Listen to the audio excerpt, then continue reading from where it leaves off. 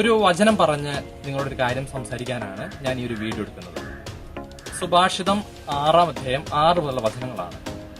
മടിയനായ മനുഷ്യ, എറുമ്പിന്റെ പ്രവൃത്തി കണ്ട് വിവേകിയാവുക. കാര്യസ്ഥനോ മേലാളനോ രാജാവോ ഇല്ലാതെ അത് വേനൽക്കാലത്ത് കലവറയൊരുക്കി കൊയ്ത്തുകാലത്ത് ഭക്ഷണം ശേഖരിച്ചു വെക്കും. ഞാൻ പരിചയപ്പെട്ടതും സംസാരിച്ചിട്ടുള്ള ഒത്തിരി യുവജനങ്ങളുടെയും സഹോദരങ്ങളുടെയും സുഹൃത്തുക്കളുടെയും ഒരു പ്രധാന പ്രശ്നമാണ് സമയം ഒന്നും മാനേജ് ചെയ്യാൻ പറ്റുന്നില്ല എന്നുള്ളത്. ഞാനത് ഈ ദിവസങ്ങളിലെല്ലാം ഒത്തിരി പ്രാർത്ഥിച്ചു. അതിനെക്കുറിച്ച് ഞാൻ എന്റെ ആത്മബാലകളോട് സംസാരിച്ചു. അതിൽ നിന്ന് കിട്ടിയ ഒരു കാര്യം ഞാൻ ഷെയർ ചെയ്യാം. ഞാൻ അതിനെ ഒരു ചെറിയൊരു കോഡ് ഇട്ട് പറഞ്ഞുതരാം. AEIOU.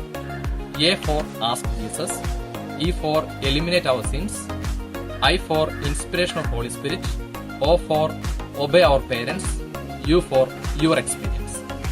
ഒന്നാമത്തെ കാര്യം സിമ്പിളാണ്.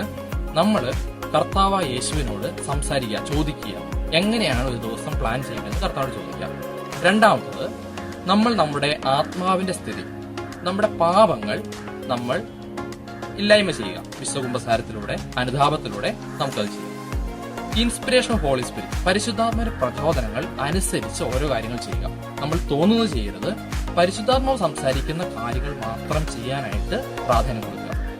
ഒബേ യുവർ പേരൻസ്, നമ്മുടെ മാതാപിതാക്കന്മാരോ അധികാരികളോ പറഞ്ഞിട്ടുള്ള കാര്യത്തിന് മുൻഗണന കൊടുത്തുകൊണ്ട് അവരെ അനുസരിച്ചുകൊണ്ട് ഒരു കാര്യം പ്ലാൻ ചെയ്യും. അവസാനത്തെ യു, നമ്മുടെ എക്സ്പീരിയൻസ്, മുൻ അനുഭവങ്ങളിൽ നിന്ന്, മുൻപ് വീണിട്ടുള്ളവയിൽ നിന്ന്, മുൻ വിജയങ്ങളിൽ നിന്നെല്ലാം പാഠം ഉൾക്കൊണ്ടുകൊണ്ട് കാര്യങ്ങൾ തീരുമാനിക്കാം.